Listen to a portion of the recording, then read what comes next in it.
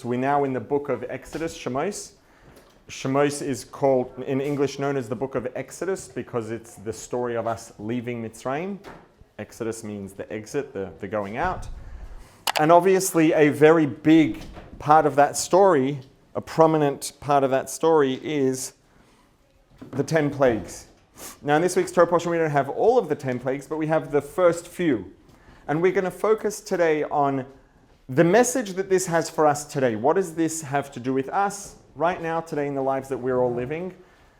Because obviously the story is important, and it's the same thing we're doing every week, we're looking to do when we learn the Parsha. Obviously the story is important. This is our origin story. This is where we come from, etc., etc. But this is also Torah. And the word Torah, right, in Hebrew, the word for teacher is moira, which means to show, to educate, to show someone the way. So Torah, good morning, means to teach, practically, to show one how to live, to show one how to navigate life. So obviously our history and our origin story, etc., is an important part of the whole picture, but there's obviously more to it than just our past and our history, because that wouldn't make it Torah, that wouldn't make it something that's telling us how to navigate going forward. So in this story of the plagues, and then this week we're going to be focusing on the first few, it has to be that there's a message for us practically in how to navigate our lives. And first of all, let's talk about the general theme. So we're talking about the story of, this is the book of Exodus, it's the story of the Exodus from where? Going out from Egypt, right? Egypt in Hebrew is Mitzrayim. Now, we have, I don't know, is there a shvanda there? Probably. Mitzrayim is Egypt in Hebrew. So in the Torah, you'll never see it say anything about, you'll never see the word Egypt, obviously. You will see the word Mitzrayim. And what we are talking about now is the story of, or Yetzias Mitzrayim, the Exodus from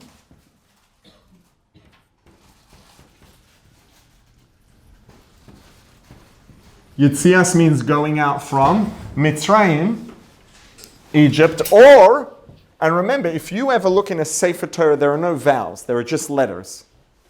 The vowels are underneath the words, and a Sefer Torah doesn't have vowels. Which means you could actually look in the Torah and read this as Yetzias Meitzarim.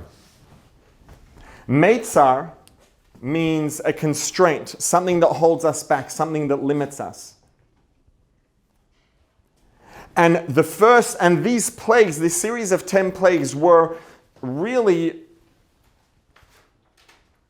the machine that got us to be able to leave Egypt. Before the 10 plagues happened, we were trying to get out, it wasn't happening.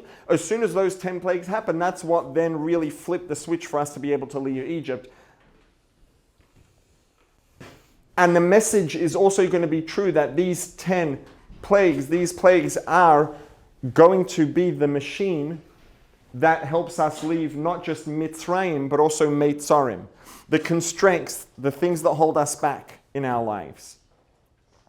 Which means that if we look to these plagues, and we're going to focus primarily on the first two today, there's going to be not just a message, but guidance and instructions in terms of what are the plagues or the steps, the process that's going to allow us to be able to leave our Meitzarim the same way that these plagues allowed our ancestors to leave Mitzrayim, the land of Egypt. Now, when it comes to Meitzarim, constraints, things that hold us back in life, there are obviously all kinds of constraints. You know, we could categorize them in a few different ways. I would say we could sort of do two broad categories, but there are a number of variables across which we could divide them into two broad categories. One would be, and perhaps I would suggest maybe the most important of them all, is the circumstances, or let's call it circumstances, constraints, limitations that are applied to us from our circumstances, from the world around us, ultimately from Hashem, from the Creator, presented in the form of our circumstances in the world around us. And then there are the constraints which come from inside of us. So let's say self-imposed constraints or limitations. Now, the truth is that could be a whole conversation in and of itself, because I think that maybe, I mean, it depends who you ask. Different people have different views on it, but I think the conversation around how much of our internal limitations and constraints, or what we might call self-imposed limitations and constraints, are actually things that are placed upon us, built into us by the Creator, and not necessarily as voluntary as we may think of them being. Honestly, look, the reality is most of these things, most of the times these sorts of questions, when it's which one is it, almost always the answer is both. And I think that for different people and in different circumstances and different situations, it may be a little bit more one than the other. And, which is to say, ultimately, it's important, I think, in order to be able to make progress, real progress, an important starting point of making that progress is having sufficient respect for how difficult it can be, and the fact that, not everything about our personality, the truth is, at the beginning, nothing about our personality is voluntary, really. We have a personality. It's the way we're born. It's the way we're raised. It's our circumstances. So at the beginning, at the outset, our personality, our characteristics, our self-imposed limitations, well, they're self-imposed because they're imposed by us, but they may not necessarily be voluntary. But then, that being said, as we engage in life,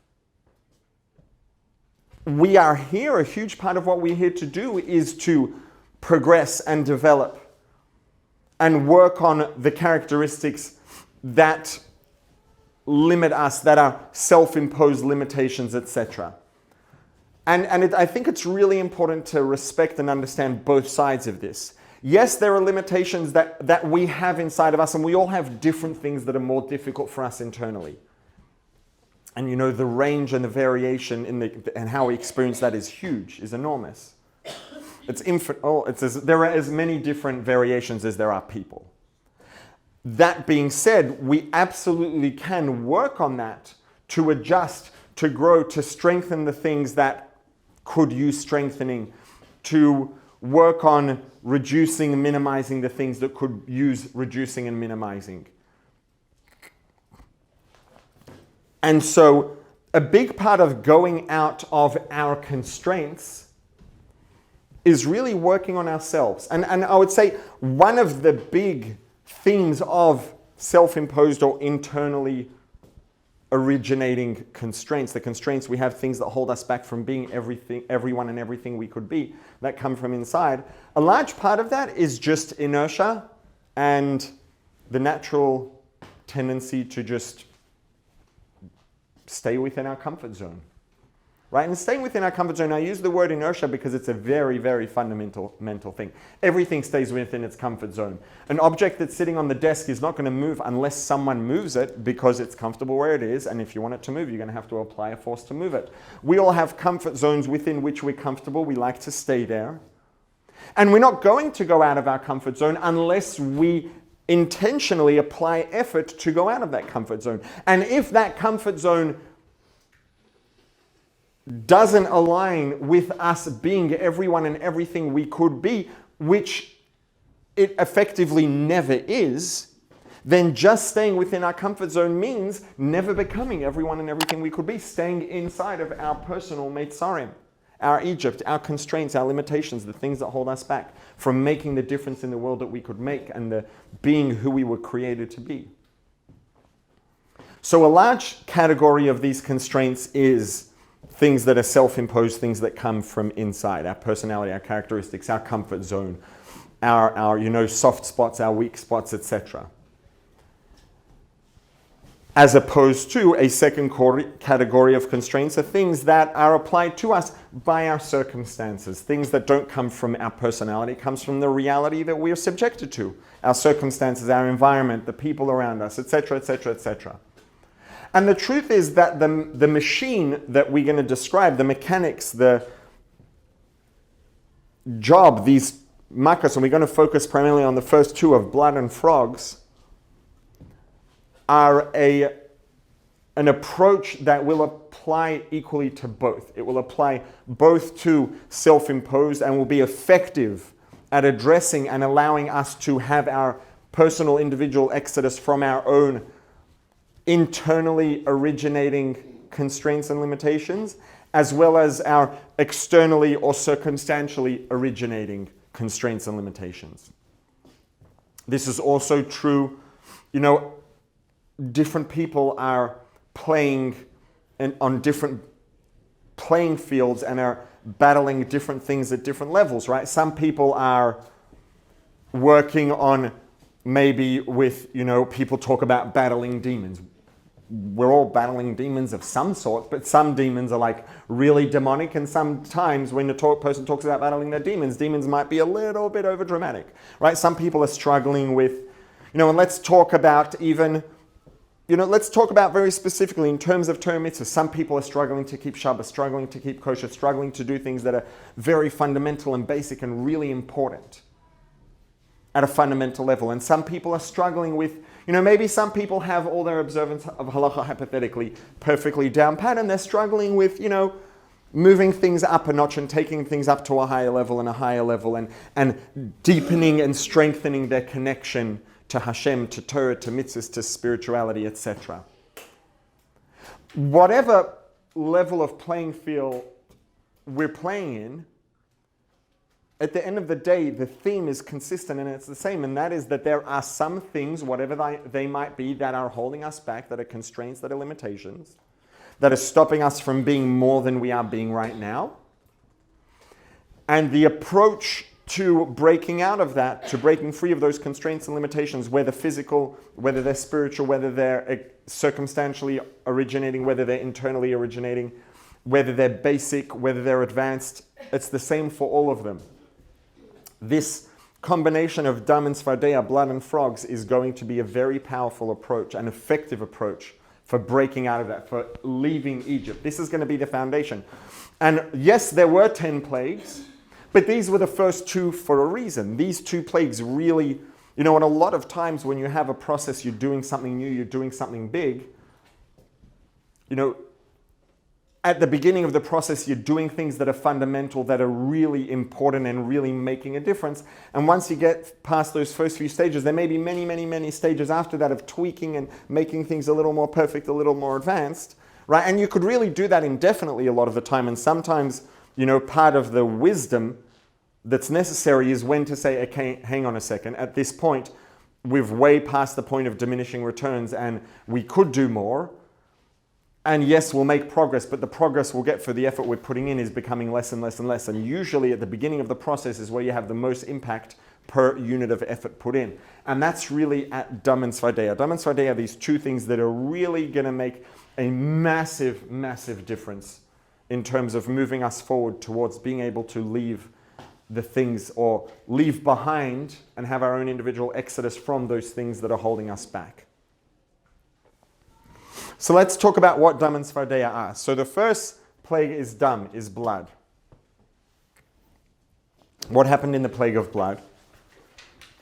Just blood came down from the sky? No, so what did happen? Correct. The existing water in the land of Egypt turned into blood. What are maybe some differences that come to mind? When you think about water, what comes to mind? What do you think of when you think of water? Life. Sorry? Life. Life, good. Purity. Purity, good. Clear. Sorry? Clear. It's clear, good. All of these are good, and these are the reasons why water is used often as a mashal for Torah and life, etc. But they're actually the opposite direction we're looking to go today. Water, another thing about water, and yes, it's not necessarily always the case, but generally speaking, in 99.99999% of naturally occurring circumstances, if you were to find a body of water somewhere and jump into it, you'd feel pretty cold. Yes, there are hot springs, but they are a minute exception. If you compare hot springs just to the oceans, forget rivers and lakes and everything else, it's effectively zero. Right? Water, as a rule, water in nature is cold. And cold, metaphorically, it's not just metaphorically, the truth is it's true very, very profoundly at a physical level, what's the difference between water, let's say, in a liquid state versus in a solid state, which is ice? When water is in a liquid state, and generally speaking, temperature, right? When temperature or heat is vibrational energy. When you heat up water, what happens is the water molecules, the H2O molecules, as they get warmer, they start to vibrate more and more and more and more. They vibrate more quickly, and perhaps the vibrations get larger. I don't know if that's also the case. I'm guessing it probably is. And eventually what happens, now water molecules, water is a liquid at room temperature because water are polar molecules. So water is H2O, right? So you have a hydrogen atom and 2 oxygen atoms. Hydrogen is positive in nature and oxygen is negative, which means that these 2 bonds are polar. All the oxygen, generally, the negative energy tends to sort of accumulate towards this end, and this end it tends to be more positive, and the same here. So when you have another H2O molecule here, the hydrogen of this water molecule is going to want to stay next to that oxygen, etc. And then these oxygens are going to want to be next to hydrogens of other waters. So because there is an attraction between the oxygen of one water molecule and the hydrogen of another water molecule, etc., so the water molecules are attracted towards each other, which holds them close together.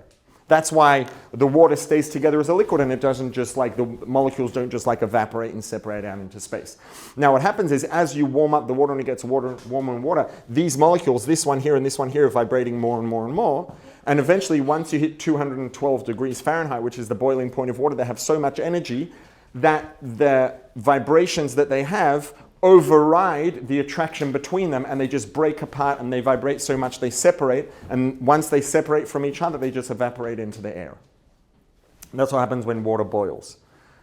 So heat is quite literally movement. That's what it is physically, right? And when water is actually very interesting. It's unique because the general rule is when something goes from being a liquid to a solid, when something freezes, it becomes smaller. When you take a solid, you melt it in a liquid, it becomes larger in volume. When you can evaporate it into a gas, it becomes much larger in volume.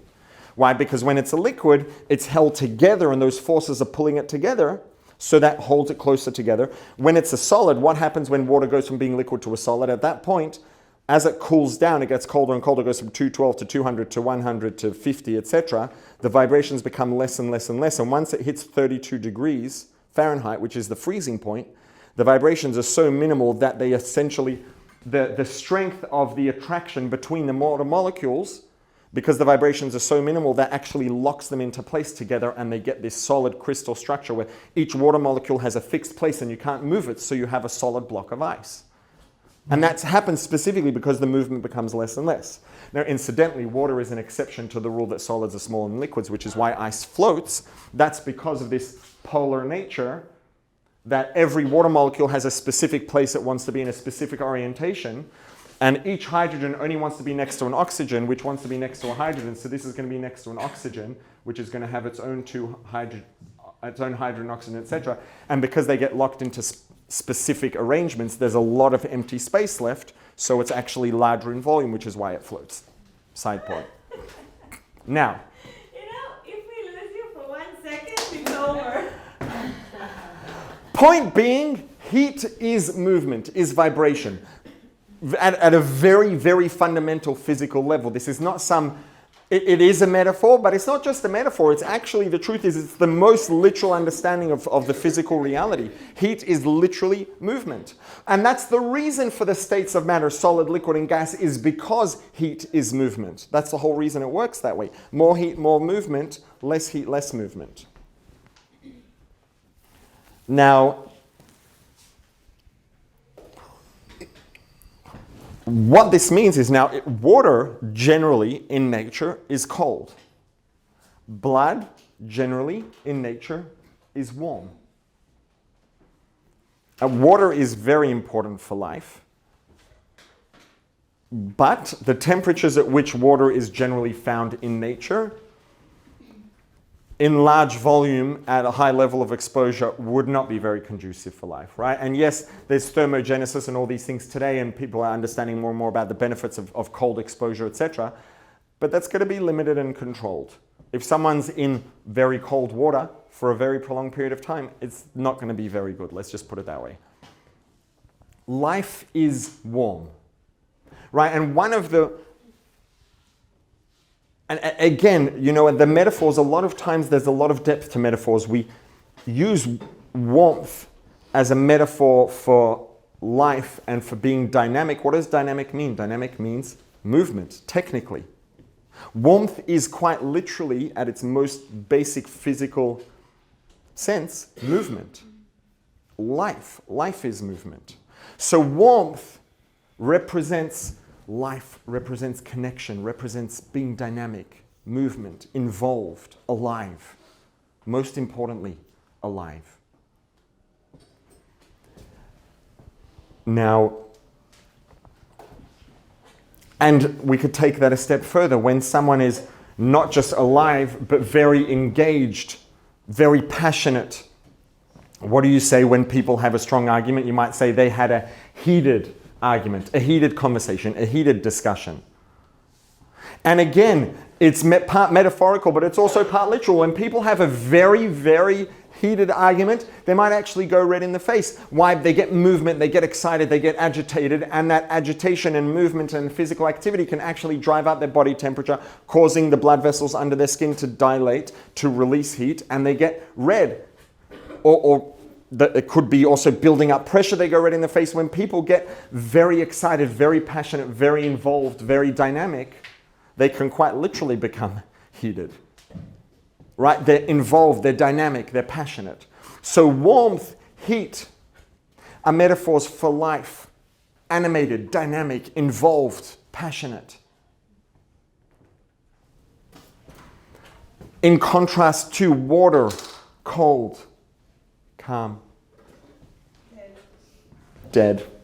Lack of life, let's say, lack of passion, lack of involvement, lack of action and passion, etc. Now, we're going to get to both directions of this because it's not necessarily the case that one is always better than the other. Right? Let's take, for example, when it comes to maybe financial investing. Right? We could have, let's say, people who are, if we divide people into two broad categories, people who are sort of calm and like to just, relax, let's not get too excited about things. And you have your people who are very passionate and excitable and impulsive. Now, yes, passionate and excitable and impulsive are not all the same thing, but let's, put them into two categories broadly. When it comes to investing financially, generally speaking, it's going to be true in 99.9% of cases that people who are calm and maybe you could call them lazy, not excitable, are likely to do better over time because they just put their money into their portfolio, they spread their money across what they spread it across, and it sits there. And they're not getting excited and take your money out of here and put it into there and da-da-da-da-da-da. And you know what? People who pull their money out of here and put it into there and trade and go back and forth, with very, very few exceptions, end up much worse off than they would have been if they would have just put their money across the market and left it there. Are there people who do very well? There are. Very, very small number of exceptions, but generally as a rule, you put your money, you spread it across the market, and it grows over time. Does it grow at a super high rate? No, it doesn't. But you know what? Over time it accumulates and it can become very, very valuable and very lucrative. So sometimes just being calm, being relaxed, don't get so excited, just chill. Sometimes that can be a very valuable thing. That being said, if you have someone who's supposed to be coming up with a new idea, creating a new project, etc., you don't want someone who's just going to sit calm and chill, say relax, don't get so excited. You want someone who's involved and passionate and excitable and novel and impulsive and comes up with new ideas and new suggestions, etc. So yes, both of them have their time and place. And we're now going to take those two approaches and apply them back to these two plagues of blood and frogs. So in the plague of blood, what happened was, there was water. Water represents being cold, being unpassionate, being uninvolved, unengaged, not dynamic. And there are times and places where this is a good thing. And let's say if we're going to, again, very broadly and a bit of an oversimplification, but when it comes to the pursuit of materialism and involvement in materialism, the colder the better. The less passionate, the better. It doesn't mean, again, and this is something we talk about all the time, it doesn't mean we have to become, people who separate ourselves from the physical reality and we fast and all that stuff. No. Absolutely no exclamation mark. I hope we've explained that sufficiently. But there's a big difference between being healthy and involved and engaged in the physical world in a way that's healthy and constructive versus getting carried away with being materialistic. So when it comes to the physical, we should be involved, we should be engaged, but it's important not to get too carried away and passionate and excited about it. Now, in the category of water, of things that are cold, there is a coldness, a lack of passion and excitement that comes from heaven, which would generally be represented as rain, and a coldness that originates from heaven, and again, the sky, aka heaven. Heaven is already a word that bridges the gap between the metaphor and the whatever it's a metaphor for, spirituality. A coldness that originates from spirituality, from divinity, because there is a positive coldness. That's a coldness towards materialism. Saying, yes, we're going to be involved in the world. Yes, we're going to do what we have to do. And we're going to do things in a way that's healthy and constructive and etc., etc. But I'm very well aware that this is a transactional relationship. This is a business relationship. And my priorities are not the physical things. My priorities are not materialism. That's a coldness that comes from heaven. That's represented by rain. Coldness coming from the sky, from heaven. The primary origin of water, source of water in Egypt was the Nile River. Water in the ground. This is a water that originates from the ground. The ground is the most solid and material example we have in reality. The thing that if you bump into it is going to hurt the most is the ground. It's the biggest, it's the hardest, it's the most tangible, it's the most immediate. That's what the ground is. So the Nile River was water coldness coming from within the ground, within materialism. It's a coldness that originates from materialism. And that's when we get very materialistic by definition. Getting caught up in materialism is inevitably by definition, going to make us start to feel colder towards spirituality. And this is a very, very insidious thing and it's something that, the Yetzer Hara likes very much because it happens slowly and gradually and we don't notice it. And in and of itself, there's technically nothing wrong. A person could be keeping all the halachas and doing all the things they have to technically do, but slowly getting a little bit more caught up in materialism, And as that happens, we gradually get a little bit less passionate and excited about spirituality and divinity, tiny little bit at a time. And tiny little bits at a time add up and accumulate very quickly. And so the first step to breaking out of our comfort zones, if we want to break out of our comfort zones, out of our limitations, out of the things that are holding us back from being everyone and everything we could be, and from making the contribution to the world we were here to make, to change the world, to bring divinity into the world, to make a dir b'tachtonim, to make the world the warm, bright, godly place it's supposed to be through Torah and mitzvahs, if we want to do all of that, and we want to do that by overcoming our internally originating limitations and constraints and our externally or circumstantially originating limitations and constraints, and the ones that are, very demonic and the ones that are less demonic, all of them, step number one is make sure that you take that coldness towards divinity, towards spirituality, towards godliness, which originates from the ground. It's a coldness from the ground, a coldness that results from being too caught up in materialism,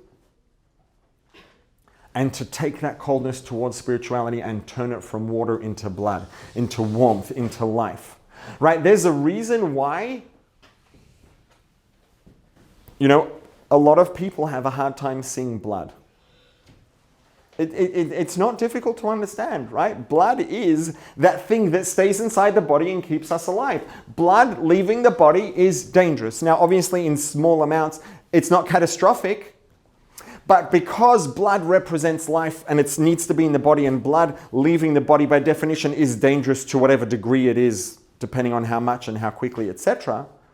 For a lot of people, it's that the image of blood outside of the body is just overwhelming, and a lot of people, have a irrational fear of seeing blood. It's a relatively common thing. Why? Because blood is life. Blood is the source of life. There's no such thing as being alive without blood.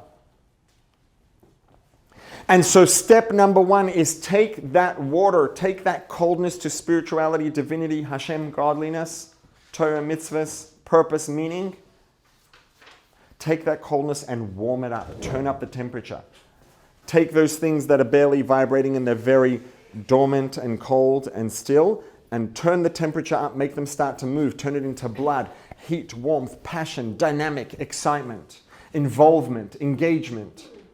Step number 1 is make sure to rebuild the passion, liveliness for Torah, for mitzvahs, for spirituality, for divinity, for Hashem, for Torah, for mitzvahs, for godliness. All of the above, which are ultimately all just the same one thing, really. That's plague number 1 in its message for us. And that's why it emphasizes all the water, both the water on dry land, the water coming out, the water in people's cups, all the water turned into blood. And it says the water, all the water including dry land, but the original emphasis is the water in the Nile River, in the river, the water that comes from within the ground, the coldness that originates from materialism. You've got to reverse that and warm it up. Turn up the temperature, get it warm, alive, dynamic, engaged, involved, passionate. That's step number 1. Step number 2, and the truth is that number 1 and number 2, the blood and the frogs, really are, in a way, 2 sides of the same coin. But the order is important, and we're going to talk about that as well. What do you think about when you think about frogs? Slimy? Gross? Yeah? Green? Cold? Wet? Right? They live in water, right? And because they live in water, they're cold and wet and slimy. Yeah. So frogs are really the same idea as water, except it's an actual living embodiment of that idea. Water is inanimate. Water is just molecules. There's no personality. There's no nervous system. There's no character like consciousness. There's no beating heart. It's just molecules. It's inanimate. It's just mineral-ish. A frog is the embodiment of that in an animal, not just a plant, an animal, a living thing that has a limited but very real consciousness. It has a brain, it has a mind, it has a nervous system, it has a beating heart. This is an animal, the embodiment of that coldness, wetness in an animal, which just makes it all the more like, you think of water, you don't think of it as gross, it's cold and wet, but once you think of an animal that's cold and wet, and as a result slimy, it's like, yeah, ew. Not necessarily, it's not technically gross, but a lot of people might feel that way. Why? Because it's cold and wet and slimy. So a frog is the embodiment of this coldness, wetness, lack of passion, lack of life, lack of movement, lack of involvement, lack of engagement in an animal. And what happened with the plague of frogs, with the frogs went, where did the frogs go? Everywhere. Right? There are some cute little kid songs about where they were and whatever it is, but they got in people's food, they were jumping in the ovens, they were in the dishes, they were in their clothes, they were in the beds, the frogs were everywhere. And it says specifically including in the ovens, and that's something very specific. So what do we have with the frogs? The frogs are this cold, wet, sliminess, and they're invading everything. And it doesn't emphasize every single person, place, thing that they invaded, obviously, because the book would never end. But one of the things that it's mentioned specifically is the ovens. What's an oven? It's a place that's hot. It's heat, warmth, fire, high temperature, high vibrational energy in the particles, aka heat. And the frog said, oh, there is heat. There is warmth. Now, that was a heat and warmth that came from Egypt. These are Egyptian ovens. This is warmth coming from the land of Egypt, coming from the Mitzrayim, the Meitzorim, from the forces that limit us and hold us back. This is excitement coming from there. It's the flip side of that. It's getting excited, passionate about the things that maybe we should be involved in, we should be engaging with, but we should be engaging with them in a very professional and transactional way. Right? And the truth is that, whatever, actually, never mind. You know, it can be a big source of all kinds of negative things when we take things that are supposed to be just professional, just transactional, and start to make them too personal.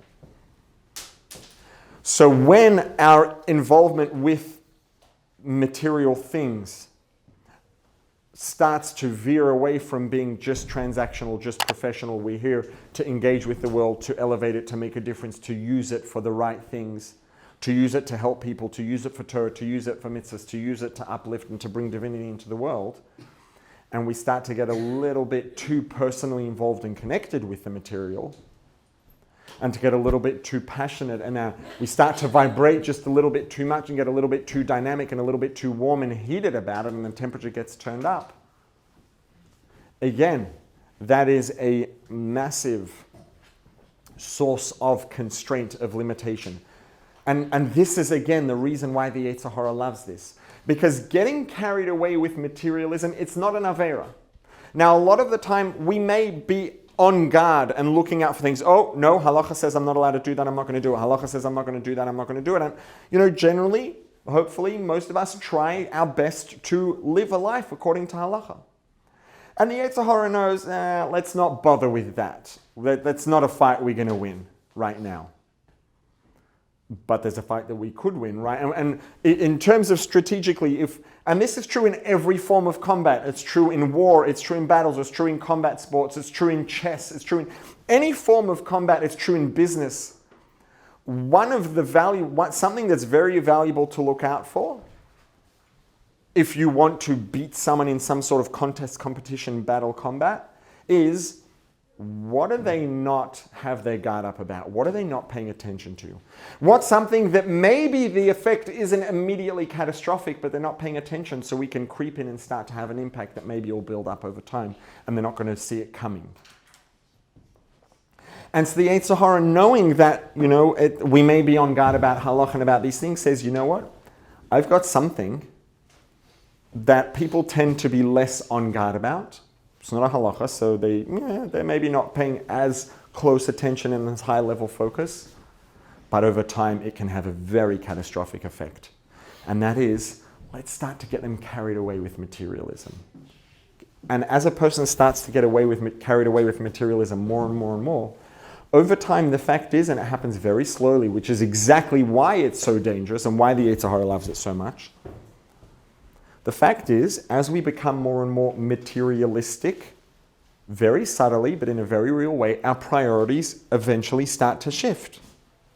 And things that maybe, you know, a person might be, you know, at a certain point in time in a situation in which anything materialistic is like, you know, does it serve a purpose? Is that something healthy? Is that something constructive according to Torah? If yes, yes. If no, no.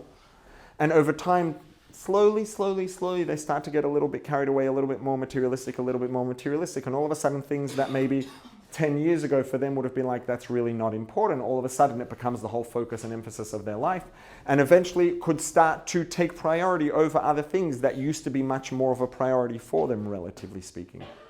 And this is something that can happen slowly, but as a person's priorities shift, it can lead to them doing things that maybe years ago they would have never imagined themselves doing. And this is that heat, that passion, that excitement that originates from Egypt. Limitations, it's a very powerful source and a force of limitation and holding us back. when we get carried away about the wrong things. This isn't only true in Torah and mitzvahs, it's true again in everything, in business, in any sort of pursuit. One of the really important things to look out for in anything, anytime we want to do really well at something, one of the big pitfalls, for some people more than others, and it has a lot to do with personality type, etc., is when we get carried away with secondary and tertiary things instead of focusing on the primary things. There are a lot of things that are valuable, but they're not the things that we're supposed to be focusing on, right? And when we lose focus and we put our energy and effort and we get excited about the things that are not moving the needle, even if they're not bad per se, but if it means we're putting our effort into things that are not making progress, right? If you're competing in a business environment and you get caught up in things that are not really moving the needle, even though you're not doing anything bad, your competitors are going to be very happy if they're focused on the things that are moving the needle, because you'll get left behind and they'll take the whole market. It's true in anything. It's true in sports. If you're competing in sports and you get caught up in things that are not really making a difference and your competitor is focusing on the things that are making a difference, they're going to take your medal and they're going to eat your lunch. It's just the way it goes. It's true in everything. So the Yetzer Hara is, or these Meitzorim, these limitations, the force, the source, this, part of reality that's trying to hold us back. And it gets into, part of it is personality and internal and internally originating. Some of it is externally originating, but for all of it's the same. It's always going to try to get us a little bit carried away and too passionate about materialism. And so the frogs come along and they're this cold, wet, slimy dampness, and they come and they say, the ovens are hot, we're going to jump in there and cool it down. We're going to take the heat of Egypt, the heat of Mitzrayim, the passion and excitement that's limiting and constraining and holding us back, and turn it down. And the message here, and it's really two sides of the same coin, is it's extremely important. And yes, neither of these, working on making sure we're excited and passionate and involved and engaged and lively about the right things, and making sure that we're vigilant about not becoming too carried away and heated up and passionate about the wrong things, the things that should either be avoided altogether or things that should be just professional and transactional. They're really two sides of the same coin, and these two things, neither of them is a mitzvah. There's no halacha that says you must be as passionate as you possibly can. There's a mitzvah to love Hashem, but generally speaking, mitzvahs are actions. There's no Vaeirah that says you're not allowed to get caught up in materialism.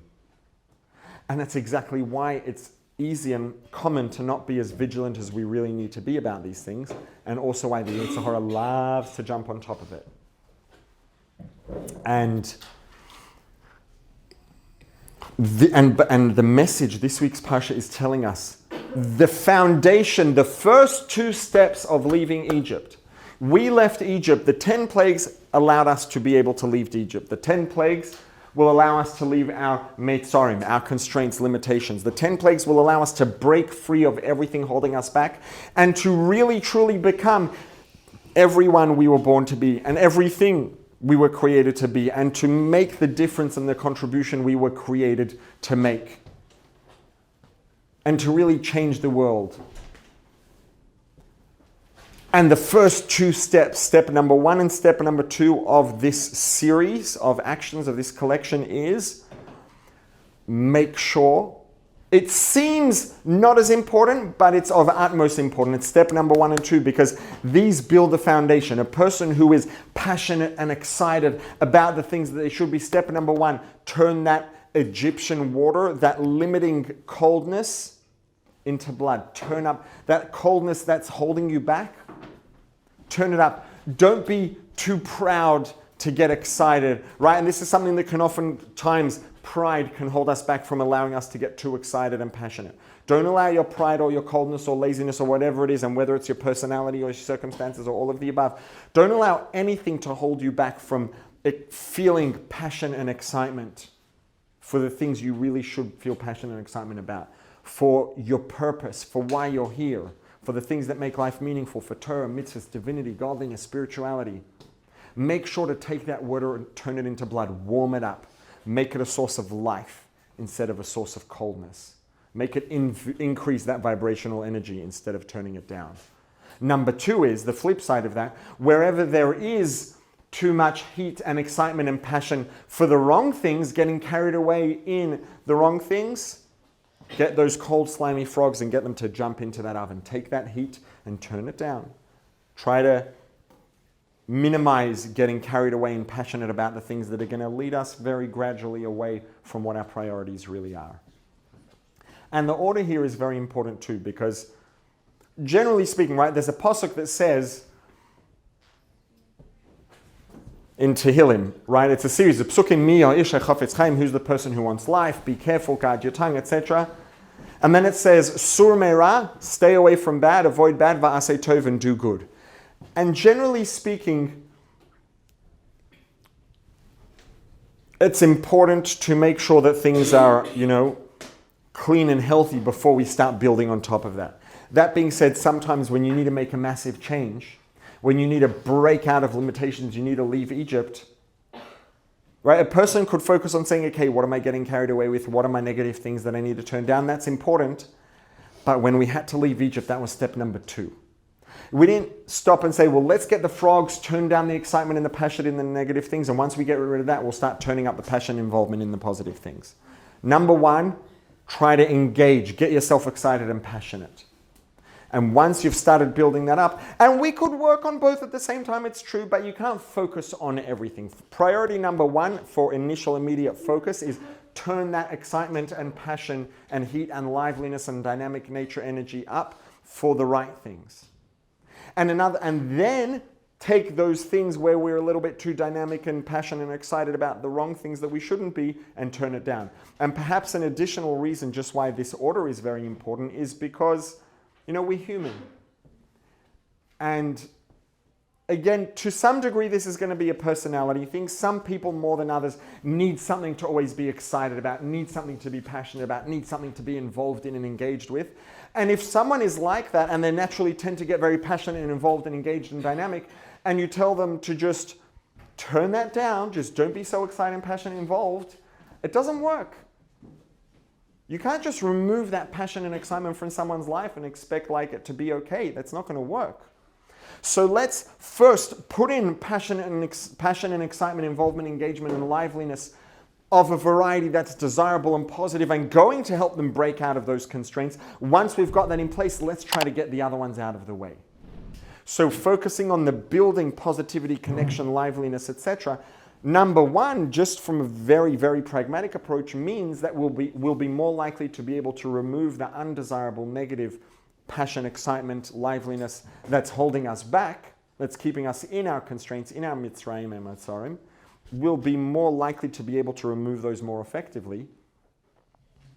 And also, it's just a focus on adding, on building, on increasing and improving. And generally speaking, it tends to be a good approach to things to focus first, foremost, and to prioritize adding, increasing positivity, increasing warmth, liveliness, and connection, as long as we're increasing it and adding it to the right things.